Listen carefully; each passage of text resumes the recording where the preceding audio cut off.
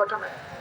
13 বছরের একটি ছোট্ট মেয়ে, মুসলিম পরিবারের, গরিব পরিবারের মেয়ে, টিবি হয়েছে বলে হাসপাতালে ভর্তি করিয়েছিল ওর বাবা।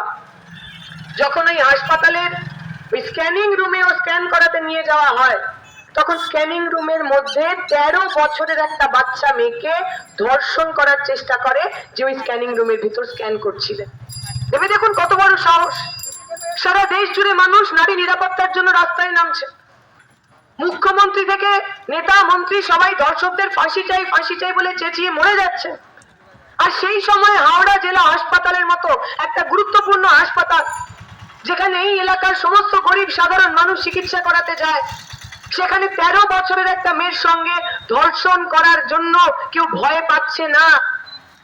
ওই মেয়েটার সঙ্গে কথা বলছিলাম আমরা, যখন বিভিন্ন রকম ভাবে ওর গায়ে হাত দেওয়া শুরু করেছে, মেয়েটা ভয় পেয়ে ধাক্কা দিয়ে পালিয়ে আসার চেষ্টা করেছে।